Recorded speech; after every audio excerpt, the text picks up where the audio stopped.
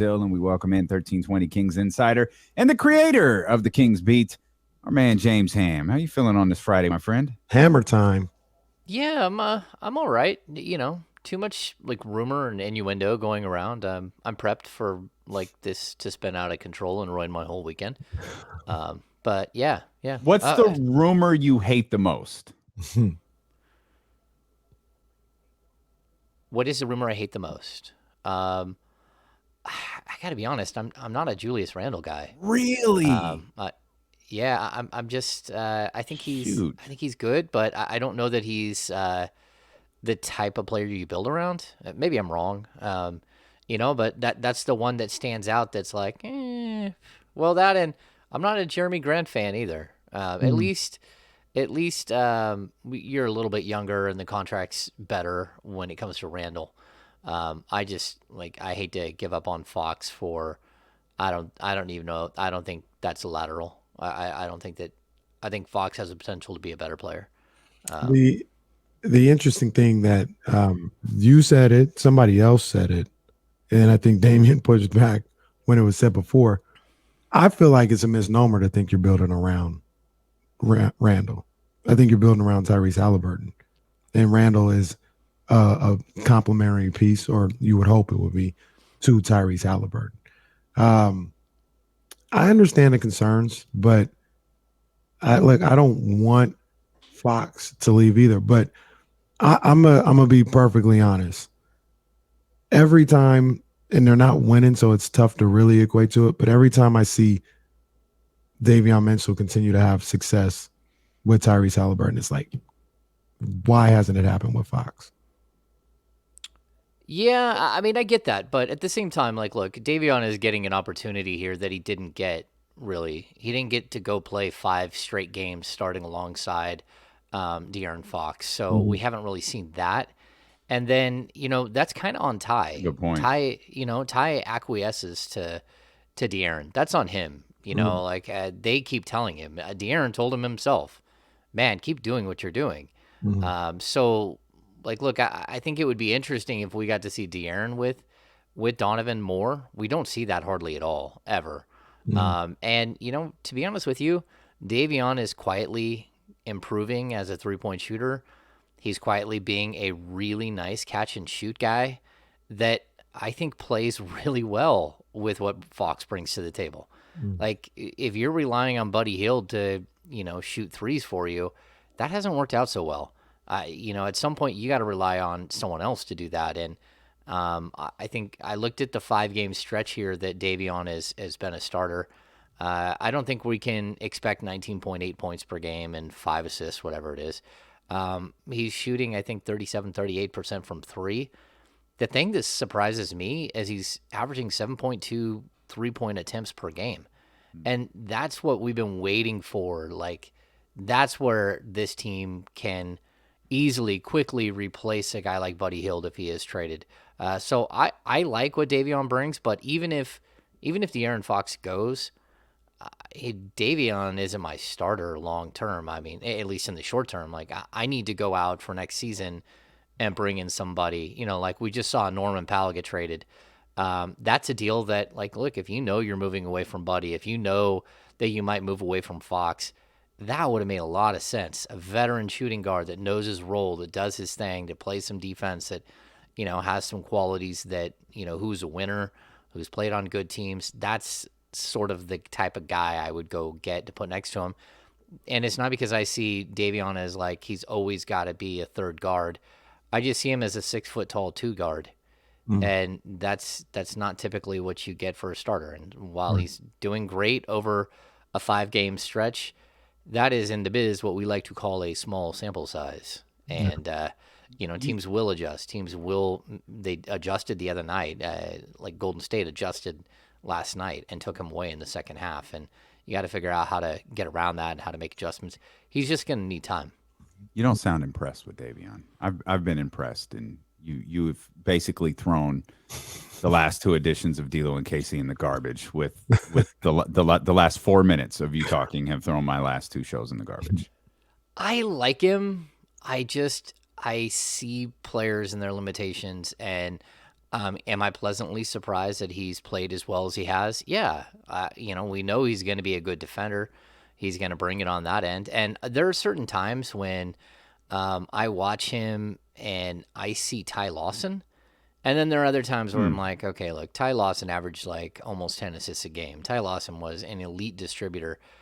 He did play in the pick and roll a lot, but then, you look at some of the offensive plays that we've seen from Davion in the last couple of games, and those big gigantic hammer dunks by Damian Jones or Chimezi Metu. He does have a lob game. He's got to show more of it. He's got to grow. He's got to get better with his floater and add some wrinkles to his game. But I also look at him as a 23-year-old rookie.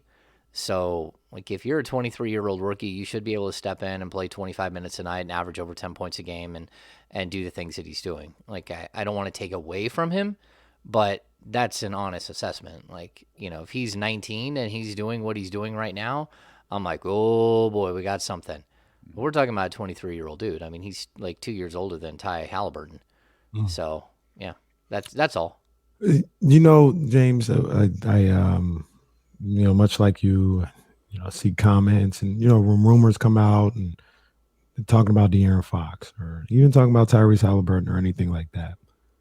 I don't know if baffled is the right word. Even here in the chat, like when you mention the possibility of moving on from Fox or whatever, how adamant people are that no, you can't do that. Like, you cannot do that. And I'm sitting here like, this team, this franchise, whether we like it or not, hasn't won anything in 15 years. It's going on 16 years. They're 19 and 36. Is that the something like 35, 36? every 30. single person on this roster in the front office, if you could, the ownership group, should be in question. Like, there is nobody that you just say, well, we can't discuss that. No. If somebody wants to discuss anybody, I'm listening and I'm open to anybody. That's just something that I don't understand how anybody is just a full stop. And I love Fox. I love Tyrese. Even Tyrese isn't a full stop for me if I think I could change the misery that's been going on with this franchise for the last almost 2 decades. Yeah, but I mean, I think some of the problem is that it's your evaluation of talent versus someone else's evaluation of talent. And that's where you kind of get into this thing like, look, like De'Aaron Fox is almost like the booby prize for so many years of misery. He's the one draft pick that works out. I'll tell you this. If De'Aaron Fox leaves, he will probably be the only King outside of maybe like Otis Thorpe that left the Sacramento Kings and went on to greatness, went on to much bigger and better things than what he did here, or at least back to where he was last year, or at least be successful and still be a 20-point-a-game guy every single season. Jason Williams had some success after he left Sacramento, but I don't know. I mean, he never like reached the heights that he could have if he would have just kind of focused.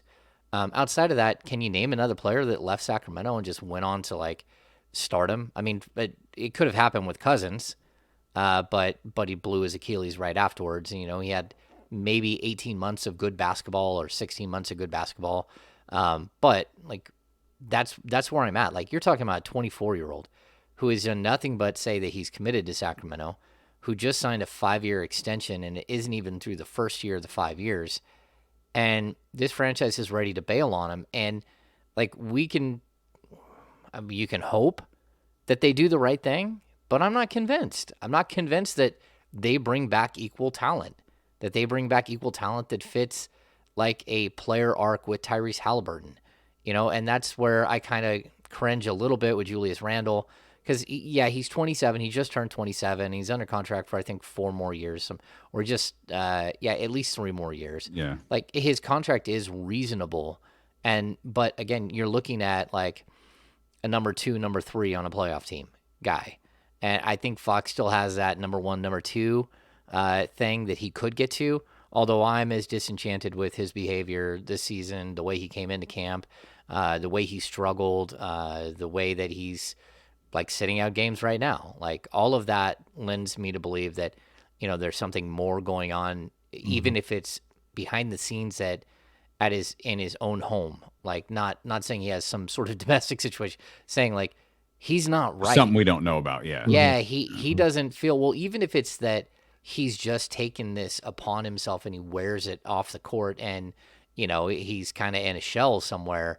Like there's something else going on here that like a player doesn't get to 25-7 at 23 years old and then all of a sudden just completely collapse the next season. We just don't see that very often. And so like again, I think someone in here said like, oh, well, Jeremy Grant is also 27. Jeremy Grant will be 28 in like a couple of like next month. And then he wants another 4 years on top of the year that he has next year. You're looking at 5 years of Jeremy Grant. That's where I'm like, I'm not paying that dude till he's 33. And maybe the Kings are. But like if this team, this franchise isn't willing or wasn't willing at some point to take on a guy like Tobias Harris, and his 2 years at $80 million or $78 million, they certainly shouldn't be willing to pay basically Buddy Hield money plus for Jeremy Grant. I mean, again, he's going to be 28 years old. Next season, during the season, he'll turn 29. And the only thing he's ever done is put up 20 points a game on a bad team. So, like, at least Julius Randle's, like, led a team to a playoff chase and stuff like that.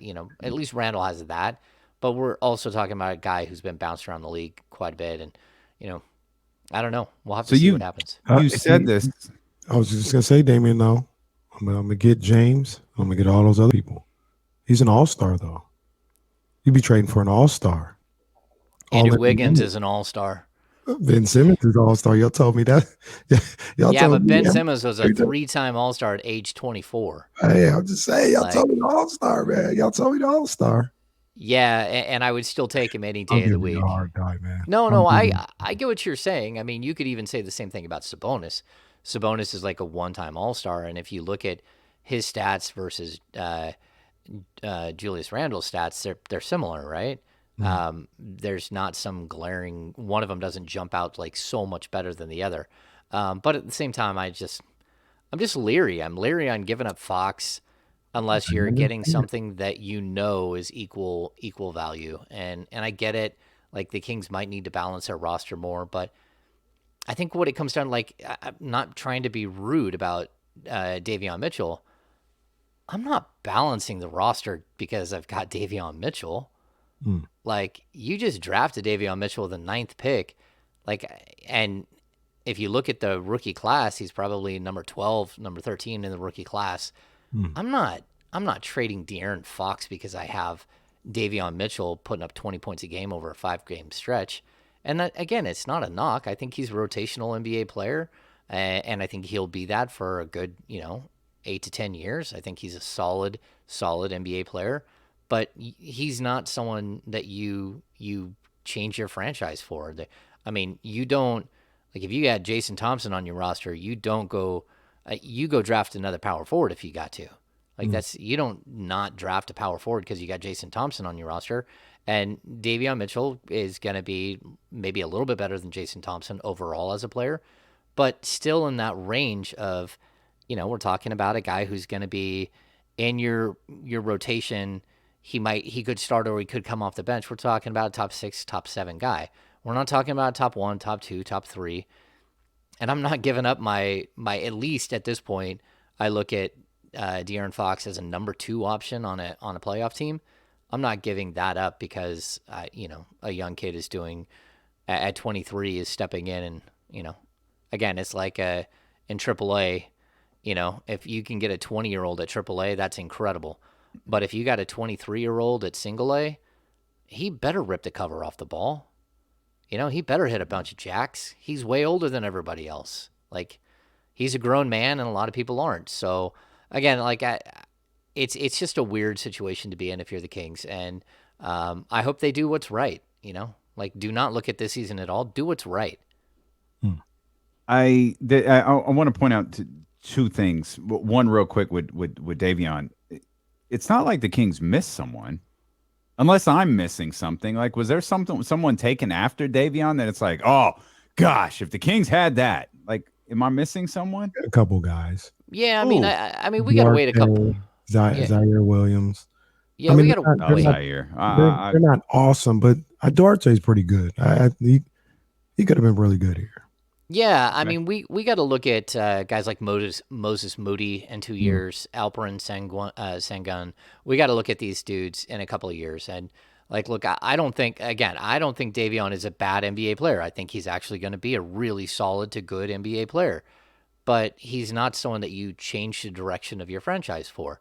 Tyrese Halliburton might be someone that you change the direction of your franchise for. He's someone who makes everyone around him better in a special way. And, that's just how I evaluate talent. And I think that Davion is again, he's kind of like Pat Bev to me. Like, could he be a little bit better than Pat Bev? I don't know. Pat Bev is really good. Just So, what position is Duarte?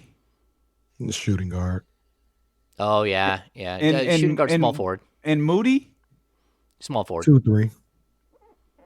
Yeah, Moody's a 3. Okay, dude. Duarte's more of a 3. We're really doing okay. All right, I'm gonna drop this because I feel like we're really doing a lot. If we're talking, because the complaint about his Davion is the fit, and now we're saying no, we should have drafted these other guards. What are we doing? Well, No, you're drafting a 3. Both of those guys to me are a 3. And you know what? To be honest with you, like if you gave them time to develop, both of those guys could have stepped in at 3 and allowed you to push Harrison Barnes to the 4. What franchise you think you covering, big fella? Yeah. Which, by the way, it goes back to something because you said it and you kind of rolled past it. You think the Kings have? Do you think that stuff about building around De'Aaron and Tyree? Do you think that was lip service? Do you think they're ready to move on, or do you think that's just? You know what? Like, too many rumors. No, I'll say it this way. Like, I think when we were at when I reported that DeMarcus Cousins was getting a new 5-year, $211 million extension, $209 million extension, like, I cleared that with everyone. Like, I got it from his agent, I got it from his guy, I got it from DeMarcus himself. I went to the Kings, I got it from them. I had it from every angle. The deal was done. So 2 weeks later, they trade him. And in that 2 weeks, DeMarcus had done enough to make them realize that, like, look, like, this isn't for us. So 2 weeks ago is roughly when we were reporting that the Kings hope to build around De'Aaron Fox and Tyrese Halliburton. I'd also say a lot has happened in 2 weeks. Not only has your team like literally become like not just like a dumpster fire, but like the dumpster fire. Like, flames are bursting out everywhere. Not bigger than one. But he also has decided not to play. And like, all of these things play into it. Like, it makes you realize, it makes you rethink what you may have. And so I'm not saying that like this 2 weeks has decided everything, but at the same time, I think this 2 week period has shown you that if you're chasing that 10th seed, that's just, again, that's chasing windmills. That's some next level, bad Don Quixote stuff. Like, you just can't sit there and keep thinking that, and even now they're like, oh man, Portland just dropped out. Maybe we can get that 10. Like, come on, man. If you're a 10 spot and you finish a season 15, 16 games under 500, you should just flat out be embarrassed. Like, I honestly feel like the league gets rid of the play-in if that happens. I hope 15, so, man. 16 games under 500. The league's like, you know what? Yeah. Not everything has a price. This is a bit much. Yeah. We'll get out of here. Yeah, it's weird. Like, I just think that the play-in right now is hurting. I think the Eastern Conference play-in's incredible. The Western Conference, like, I think it's just muddy in the waters, and, you're going to get absolutely destroyed in the first game. Like, I don't see a way around it. You're just not good enough. So, go ahead. I was just going to say the conference is the conference is bad. So even if you're like, if 10 is playing 9 ain't going to be very good either. They might not be as bad as 10. They ain't going to be good. Probably don't have 2 Los Angeles teams make the play-in under 500. Yeah, well, I don't know. The Clippers just made a swung for the fence move. swing for the fence move. I mean, I think the Clippers got much better today.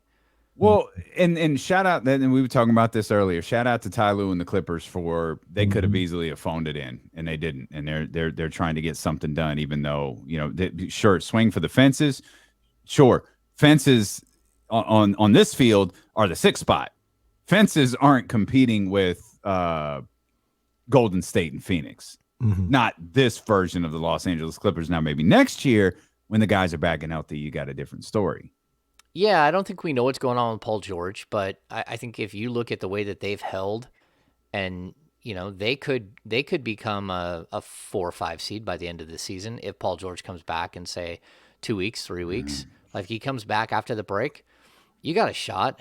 And I know Kawhi is like, it would be like an outlier for him to come back. Like, they don't think he'll be back, but there's always a possibility. Even still, like, we've been talking about this Kings, like, this theory that you need to get better for today and for tomorrow and the next day. Like, I think the Clippers just got better for the next 3 years. Norman Powell is like a legit number 3 scorer on a playoff team. So, like, I think they just got better.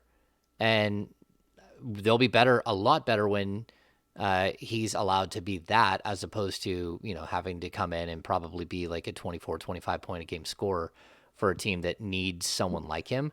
But yeah, you put him with Kawhi and with Paul George, I think you got something. So I don't know. We'll see.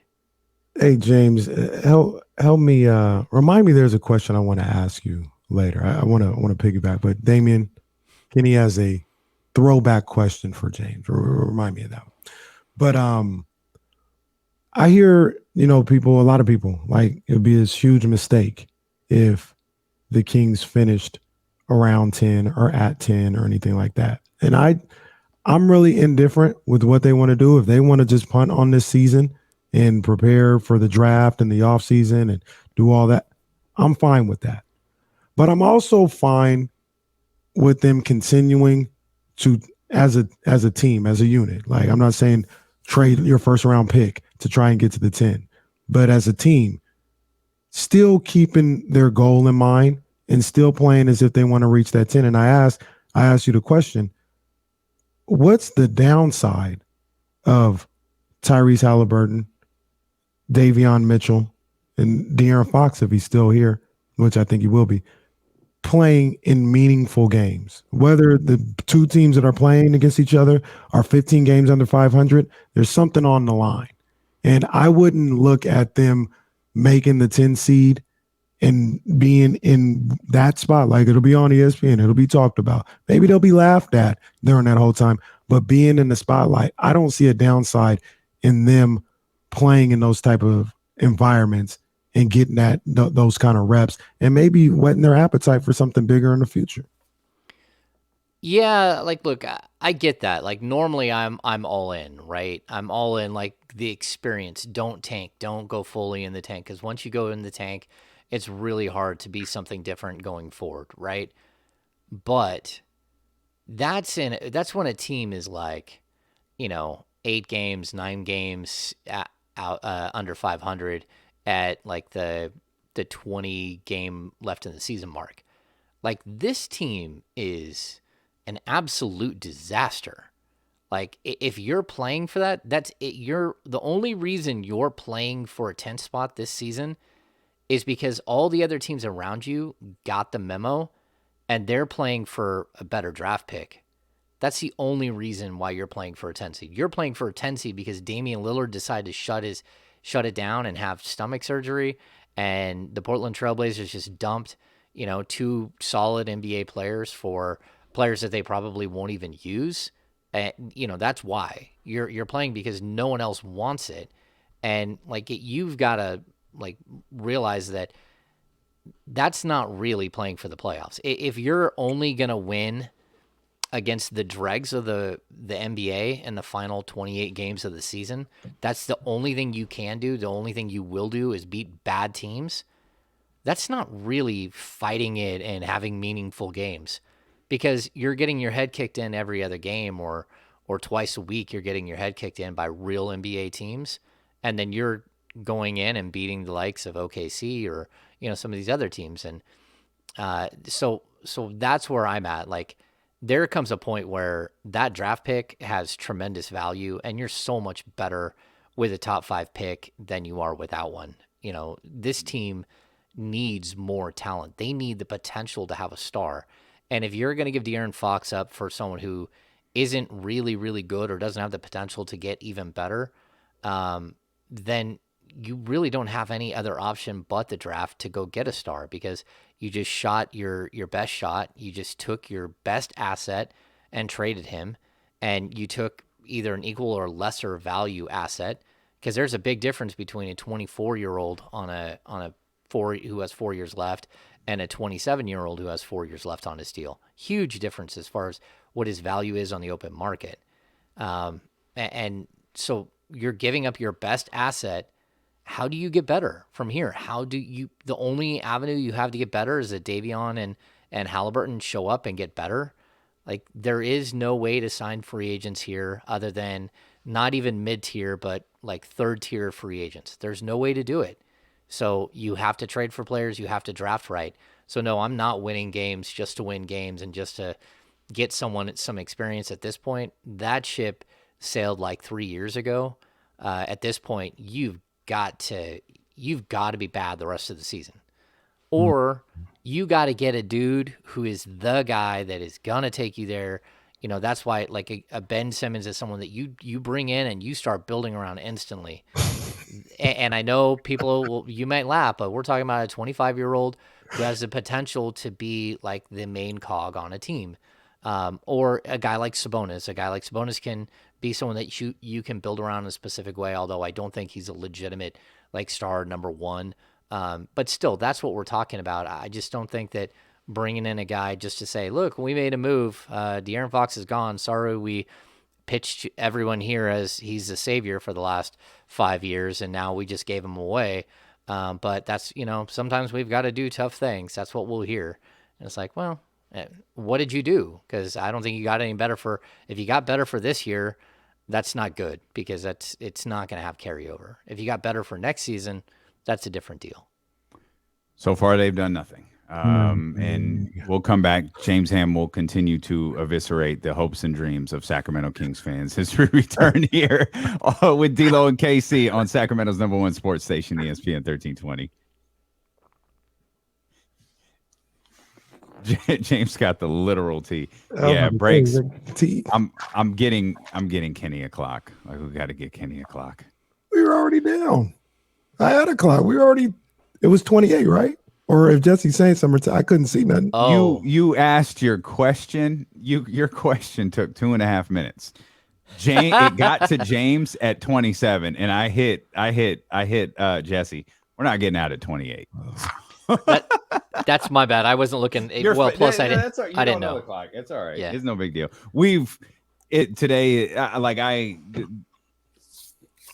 Today's been really bad on the clock. Yeah. Like bad. I am very. By the way, shout out Deuce and Mo here in the chat. Someone made a Pat Beverly comparison, and Deuce jumped in here like, hey, we're not doing that. Oh, that's funny. Yeah, like I know, like, people are upset that I devalue Mitchell, and like I just don't have rose-colored I don't think glasses in. Yeah, I don't think it's devaluing. It's just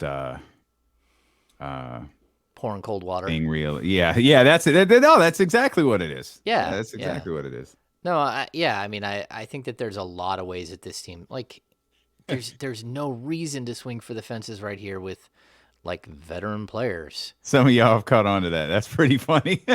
What's that? That I'll start moving the pen around if I'm trying to get us to break. I'll start doing this. And I've never told anyone before it. It just is a coincidence that, like, if I do this, yeah, that's funny that y'all caught on that. That's funny. I have a tendency, like, so when I'm on camera and I'm on TV, I glaze over into the lens, and I just get transfixed, and I'm focused, and I don't see anything else on the outside. I find that on this and on the Kings beat, I let my eyes wander too much, And so I was trying to fix in a little bit, and I wasn't watching the screen down to the side of you. It's hard to Yeah. like, even like when it's just me and Kenny, I'm looking at Twitter in front of me, or the rundown over to my right. Like, it's hard to stare straight ahead at because I put you, like, the screen is in a weird spot because I have Kenny directly under the camera, and you're just kind of like slightly to the side. Kenny's under my camera as well. Yeah. What's going on, guys? I'm under the camera. Yeah, there we go. Yeah, and people were asking, like, look, De'Aaron Fox, like, we talk about this. Are you hurt or are you injured? He's not injured. He's had an MRI. The medical staff has given him a clean bill of health. His decision to not play is his own. It's not the team. The team was surprised by the fact that he was not able to play. They're surprised that he took his 7th game off. Although at this point, I don't think anyone is surprised, because that's just kind of where this thing looks like it's going. But he didn't refuse to play, as in a coach looked at him and said, "Hey, De'Aaron, go in the game." And like, "Hey, no, I'm not going in." That is what Marvin Bagley did. Marvin Bagley said, "I prefer not to." He said, "I prefer not to." But when is that really what he said? Please No, tell me though that was it verbatim. No. Please tell me he said, "I prefer not to." No, that's a line from a short story, I believe. Oh, okay. Yeah. It's way funnier if you envision Marvin. I prefer not to. I prefer not to. Thank I'll you, pass. Yeah. But yeah, when it comes to Fox, like, he has medical clearance to play. He says, "I am not going to play until I'm 100%. Every time I go to make a cut, I feel something. I'm not going to do it. My ankle's been beat up for 2 years." But like, when your coach says during the first game that if it were a playoff game, you could play, and we are literally 7 games in after that, and you still haven't played, like, I don't know what to make of that. So,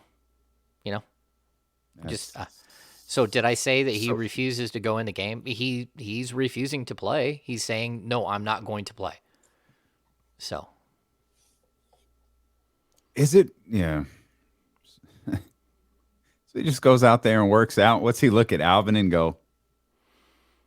Because Alvin calls him a game time decision every day. No one's even seen him work out in the last couple of games. Like, no one's seen him go and out on the court and try to fire it up. So, and see, okay, so Nick O. Yeah. Is surgery on the hang table? Hang on. We'll address that on the air. Okay.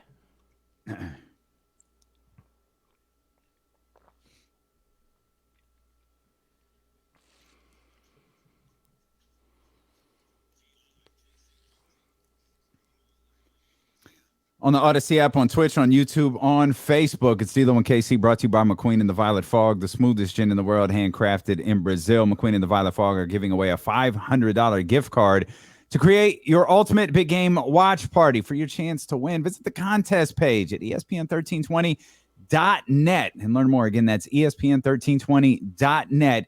Visit the contest page for your chance to win a $500 gift card, courtesy of McQueen and the Violet Fog. So we hit the pause button. The conversation was going pretty hard there during the commercial break about De'Aaron Fox and the fact that he's not playing basketball. There's a question that popped up here on youtube.com/ESPN 1320, and I want to get to that question that our man Nick O asked you, but I want to point one other thing out that you mentioned. He's a game time. It feels like for the last 2 weeks. Well, like, I think he's been ruled out earlier a couple of times, and then he started becoming a game time decision.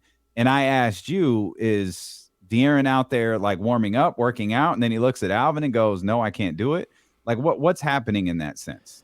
Okay, so this is what so the last couple of games, it's been he's a game time decision. There was even one game where Alvin said that he's out, but it was like nudge, nudge, wink, wink, ask him that question again. And it's like, okay, like, what's going on there? And I guess I didn't ask the question the right way, but the reality was he was a game time decision that game as well. But like, no one saw him come out on the court at Golden One Center on Wednesday night. Let's see, today's Friday. Yeah. So Wednesday night when they were playing Brooklyn, no one saw him come out and try to go through a pregame workout. Now it's possible that he went into the practice facility and did his workout and said, "Yeah, I can't go." But we don't know. Like, and then again, I don't think anyone saw him work out.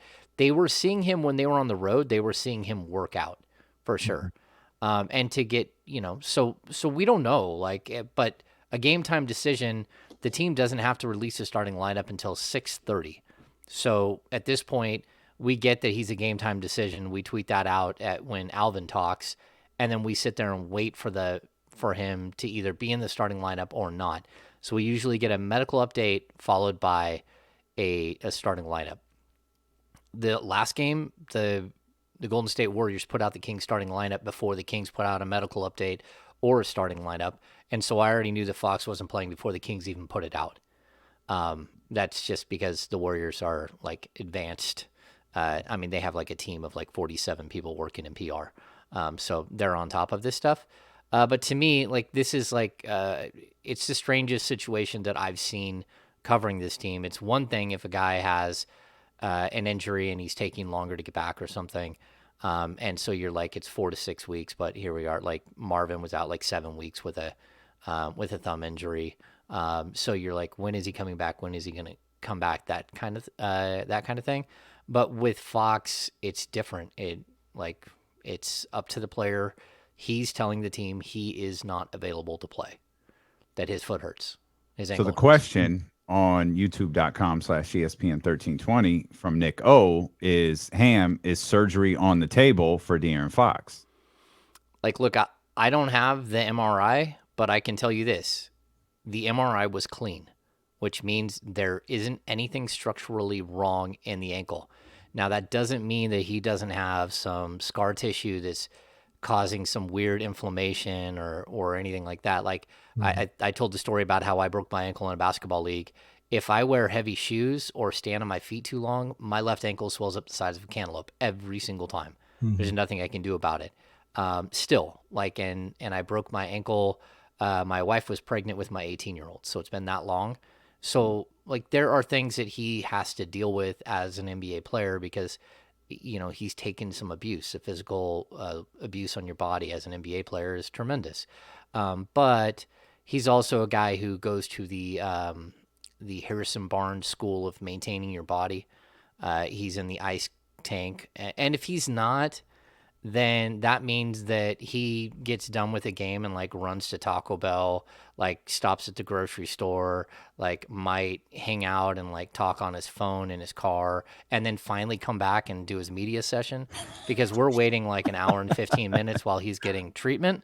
That basically he could go to like shop at the Galleria by that point and come back and like, hey, look, there he is. So if he's not doing that, if he's not maintaining his body, then I don't know. I mean, maybe he's just streaming Netflix on his phone in the locker room and hanging out, and like, I just don't want to go out there and seeing if he'll wait us out. I mean, that's a possibility, but he takes between an hour and 15 minutes after the game to come out and do his media session every time. And the same goes for Harrison Barnes about 90% of the time. Every once in a while, he'll come and do his media session before he goes and hits the ice tank and stuff. How do you think this whole thing is affecting, if at all, the players that are playing? Everybody that does go out there. I'm not asking you to answer anything about what they feel about the validity of it. I'm just saying, like, game time decision every time. Does it have them kind of like? Does it affect them, in your opinion, that they don't know from day to day whether or not De'Aaron's going to be out there? No, because I think that's a little bit of a I don't know how to put it. Players know what's going on, but his teammates know what's going on. They haven't told us what's going on. No one's just like going off on him or saying anything. But they certainly have a better feel when they leave a shoot around. They know who's playing, who's not. They heard the game plan. They know what the game plan is for the night and who's going to be covering what and who's going to be doing what. All of that stuff. So they do know fully what's happening. So I don't think anyone's surprised. I just think that it's funny that the Kings are almost putting pressure and saying, "Well, it's a game time decision. Are you going to play? Are you going to go play?" And he's like, "No, I'm not playing again." So I don't even know if I fully answered it. The question from Nick O. The answer is like, there's nothing structurally wrong with his ankle. There's nothing to operate on. If there is something to have surgery on, it's something that would be something like a clean out or something like that. That many athletes have going wrong with their bodies. Like, how many times do guys get clean outs on a knee during the offseason and stuff like that? Most of those procedures are like, you're down for like 3 weeks at this point. It's all like micro incision and all that stuff. Yeah, they say 3 weeks, but I don't think that's when dudes really come back feeling normal after having a vacuum cleaner running around the inside of your knee. Casey, what was you had a question you wanted me to remind you of? Just so everything that's going on, in Kingsland, De'Aaron Fox, Tyrese Halliburton, who do you build around? Da da da da. Does this have any similarities, or does it bring back any PTSD for you for Tyreek and Kevin Martin? Okay, so I didn't cover the Tyreek. That was a year before I started. I do know I've been around that situation. Like I knew Tyreek very well. It's totally different because Fox isn't that guy. Fox isn't a guy who's like, "Hey man, you're still in my thunder. Like, you need to take a step back." And Is that Kevin Martin or Tyreek? No, that's Kevin Martin. No, Tyreek is like, I don't even know if he knew who Kevin Martin was. Like, that's not who Tyreek is. Tyreek's like a bull in a china shop. He's got one job. It's to take ball and put it in hole. So that, I think that situation was totally different. Now, I will tell you this, like, we mentioned this either here or on the podcast. Me and Sean were talking about this, I think. We were in the locker room one time with Tyreek Evans, and it was like probably the first week of December, and the Kings were in it. It was like they were competing, and then out of nowhere, he, like, in the middle of his scrum session, we're getting to the end of it, and almost like the Alvin Gentry thing where we're not quitters thing. He goes, "Oh yeah, and by the way, like, I'm gonna go in for procedure on like December 27th, and I'll be out for 6 weeks." And we're like, "What?" He's like, "Yeah, I got plantar fasciitis, and I'm gonna go in and have, I think it's some sort of shock wave, or they're gonna like sonic my foot or something, and I'm gonna be out for like 6 weeks." And we're like seriously? We like look at the Chris Clark, a media director, like, "Hey man, what's going on?" He's like, "Oh Jesus. All right, well, I guess we'll have a medical update for you tomorrow." Like, so there are players who like have issues that aren't just like that they deal with, like, but we haven't heard anything like that when it comes to De'Aaron. There is no plantar fasciitis. There is no ankle injury that would require surgery, let alone missing nearly 3 weeks of action. There's nothing that we've heard of, and they've done the tests, and we've asked the questions, and no one has that answer for us. Okay, what's Rashawn's issue? Is it as simple as rhythm and flow, and he's missed so much, like we were looking at his game logs earlier, like he's had a tough season, man. It's just so sporadic. Yeah, I mean, I think, we talk about this when we talked about like Marvin Bagley's growth, like his third year. It wasn't just that he played 13 games; it's that he played 13 games over like 4 different stretches, like total, and that's kind of how I feel with Rashawn. Every time he got injured, or got COVID, got put on the health and safety. It was one of those things where you can't really continue to work out. And so every time he starts to get back into shape, then he'd get another injury or another setback. And it just kept like eating away the whole middle section of the season. He has he really does look like he's got no like flow and rhythm to his game for about half the time. But I'm also going to tell you that like this Kings team without Buddy Hield hitting threes, and with Chimezie Metu and Mo Harkless and guys like that playing major minutes, the spacing on the floor is done. Like, even right now, like, De'Aaron Fox is not going to go out there and be hugely successful if he was 100% healthy, because there is no spacing. And that's a problem. We're watching, like, I was watching specifically in the Brooklyn game. On the defensive end, Holmes kept going up to the game plan was to get the ball out of Kyrie and James Harden's hands. So you had your guard, the pick would come, the big would go up and show hard, and that's why Nick Claxton had like a career high 23 points. But so that was really frustrating for Holmes, because then it's him who looks bad, right?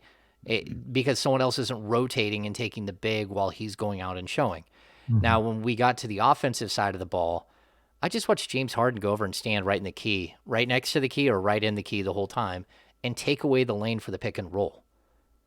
Because they were able to do that because the Kings started Mo Harkless and went to Chimezie Metu for the backup 4 minutes. And those guys, you go ahead and leave them open for threes. Now, did it cost them? Yes. Like, Mo Harkless hit 1 or 2, Chimezie Metu hit 1 or 2, and that actually hurt them, and it helped the Kings win the game. But it also took away Richaun Holmes. And so I think teams are kind of just like, look, go ahead and let Chimezie Metu and Mo Harkless beat us if that's what happens. Just like the Kings are like, go ahead and let Claxton beat us. Normally, those guys, they don't beat you. They run out of energy. And so if you can take the pick and roll away from Tyrese, it really does limit what he does as a player. And that's what they're doing. Like, we even saw Golden State did it a bunch, and when Tyrese would go to run at the rim, they have the guy diving in from the side, and Tyrese kept turning the ball over. They kept smacking down from the outside because they're not defending the guy in the corner. And so it's a little bit of a complexity. It would be easier if I had like a whiteboard to map out what they're doing to take away Holmes. But I think that's part of it. I think part of it is he's getting really frustrated because of that.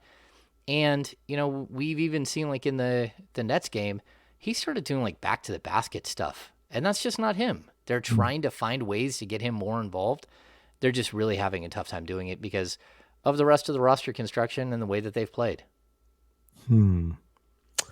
Well, I hope he gets it right. Me and Damien were talking about this earlier.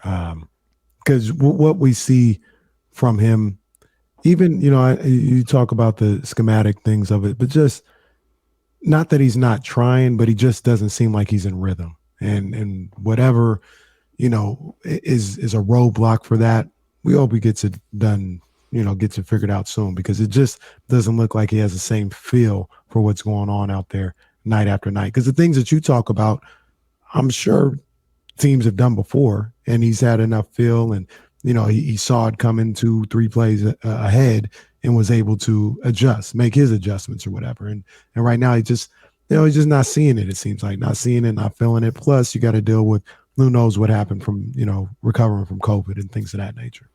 Yeah. I mean, and just keep in mind that, when Harrison Barnes is able to play major minutes at the 4, it changes the whole complexity of this. When you lose a Terrence Davis, when you have guys that aren't playing well, when Buddy Hield isn't hitting his shots like he hasn't he hit a couple of buckets the other night, but like realistically, they just aren't the same. You don't have to respect them the same. It really does make everything harder on the middle of the team. And that's why, like, we can specifically point to issues that this team has that are in their construction that are wrong. Like, you need 3 3-and-D guys for this team to work. You need 1 or 2 stretch 4s. You need a wing, a 3 that can stretch the floor and play defense. They don't really have one. Harrison Barnes isn't a true 3-and-D player. Is he a solid defensive player? Yes. Can he hit the 3 really well? Yes. But he's not that long, athletic 3-and-D guy who wreaks havoc and covers up for other guys. That's not who he is. And so they've got a bunch of issues to figure out. That's why, again, like I've talked about Robert Covington. That's why Robert Covington would have made sense, because at least you would have got to see what a legitimate like player archetype of a 3-and-D player looks like with this group of players. space the floor, allow for Fox to have lanes to run in. Now it's just a mess. It's just it's kind of a muddied mess, and that's why guys like Rashawn Holmes are just getting completely taken out of game plans, and then they don't look the same on the defensive side of the ball because they're not getting any touches on the offensive side. Make sure you subscribe to the Kings Beat over at thekingsbeat.com. Subscribe to the Kings Beat podcast wherever you get podcasts from, on the Odyssey app, Apple, Spotify, Google Play, whatever it may be. James, obviously, we'll be back at it again on Monday and on our way to the NBA trade deadline. Like really this time though, like it's really almost here. If I asked you to put money on De'Aaron playing tomorrow night against Oklahoma City at Golden One, what do you think? Yeah, I wouldn't bet on it. Mm-mm. I don't know that he'll play again before Thursday. And like I've said this, like Fascinating. if he's traded, we may have seen the last of De'Aaron Fox in a Sacramento Kings uniform already, and we didn't know it. Now I'm not saying that's gonna happen. I'm just being honest. Wow. Well, take that into your weekend, Kings fans.